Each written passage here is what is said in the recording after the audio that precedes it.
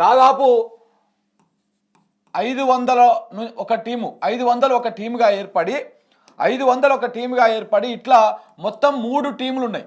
3 into 500 దాదాపు 1500 మంది దీని మీదే పనిచేస్తూ ఉన్నారు. దేని మీద?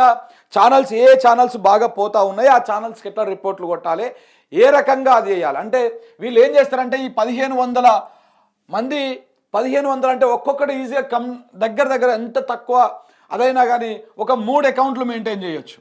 3 అకౌంట్లు మెయింటైన్ చేయొచ్చు ఒక్కడొక్కడు. ఈ 1500 ఇంటూ 3 వేసుకుంటే ఇప్పుడు ఇది దాదాపు 4500 రిపోర్ట్ అట్ ఏ టైంలో ఒక వీడియో మీద పడిపోతాయి. అది ఛానల్ మీద చాలా ఎఫెక్ట్ పడేటువంటి అవకాశం ఉంటుంది. మనం ఒక వీడియో అప్లోడ్ చేసినాము, ఆ వీడియో అప్లోడ్ చేసినప్పుడు ఆ వీడియో వ్యూస్ కంటే కూడా, లైక్స్ కంటే కూడా ఈ రిపోర్ట్స్ ఎక్కువ స్థాయిలో వచ్చినప్పుడు ఛానల్కి యూట్యూబ్ వాడు న్యాచురల్గానే రీచ్ తగ్గించేస్తూ ఉంటాడు. ఇలా రెగ్యులర్గా రిపోర్ట్స్ వస్తే దానివల్ల మనకు ప్రాబ్లం అవుతుంది, ఛానల్కి అంటే ఛానల్ ముందుకు పోలేదన్నమాట. ఇలాంటి చిల్లర ప్రయత్నాలు చేస్తూ ఉన్నారు. అంటే ధైర్యంగా ఎదుర్కోలేకపోతున్నారు. ఇప్పుడు ఫస్ట్ దాడి చేసిరు, మన మీద దాడి చేసిరు, రకరకాలుగా 2-3 సార్లు అటాక్లకు ప్లాన్ చేసిర్రు. కొండారెడ్డి పెళ్లికి పోతే అక్కడ కూడా మన మీద చేసింగ్లు చేసి దాడికి ప్రయత్నం చేసి రకరకాలుగా భయపెడదామని ప్రయత్నం చేసిర్రు. దాడి చేసినా ఆపలే, చేసింగ్లు చేసినా ఆపలే, బెదిరింపులు చేసినా ఆపలే. కేసులు అయితే ఇప్పుడు 10ల సంఖ్యలో పెట్టిరు. ఎన్ని కేసులు పెట్టాలనో అన్ని కేసులు పెడతా ఉన్నారు. మాట్లాడితే కేసు, సోషల్ మీడియాలో పోస్టు చేస్తే కేసు, ఇట్లా అన్ని రకాలుగా కేసులు పెడతా ఉన్నారు. నిన్న రాత్రి వచ్చేటప్పుడు నాకు ఒక ఫోన్ వచ్చింది. వరంగల్ జిల్లాలో ఒక చిన్న యూట్యూబ్ ఛానల్ నడుపుకుంటున్నటువంటి ఒక అబ్బాయిని, 2 అబ్బాయిలలో వాళ్ళని కూడా నేను అరెస్ట్ చేసిరంట. నిన్న సాయంత్రం నాకు అప్డేట్ వచ్చింది. అంటే ఎందుకు ఇంత అభద్రతాభావంతో ఉన్నది ప్రభుత్వం నాకు అర్థమైతలేదు. ఈ ప్రజాప్రభుత్వం అని మీరు చెప్తా ఉన్నారు, ఇందిరమ్మ రాజ్యం అని చెప్తా ఉన్నారు. ఈ ప్రజాప్రభుత్వం ఇందిరమ్మ రాజ్యంలో ప్రశ్నించవద్దా? ప్రజల పక్షాన ఎవరు మాట్లాడవద్దా?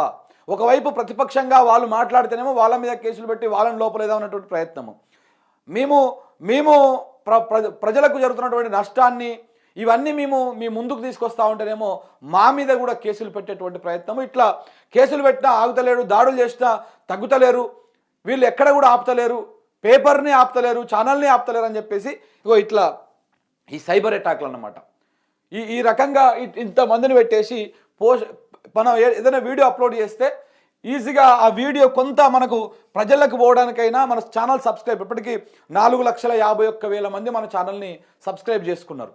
ఈ 4,51,000 మందికి ఆ వీడియో చేరే లోపలనే పెట్టంగానే మన ఛానల్ మీద కాసుకొని కూర్చొని ఈ వీడియో పెట్టంగానే దానికంటే వ్యూస్, లైక్స్ కంటే ముందుగానే దీని మీద రిపోర్ట్లు కొట్టాలి, డిస్లైకులు కొట్టాలి, లేకపోతే ఈ రకంగా చేసేసి ఛానల్ రీచ్ తగ్గించాలి. లేకపోతే ఎక్కడో ఒక దగ్గర మన అనాలిసిస్లో కానీ మనం ఎక్కడైనా వార్తల్లో కానీ ఏదైనా మాట్లాడితే ఆ పాయింట్ని పట్టుకొని దాని మీద రిపోర్ట్ చేసి ఆ వీడియోని ఎగరగొట్టేటువంటి ప్రయత్నం చేయాలి.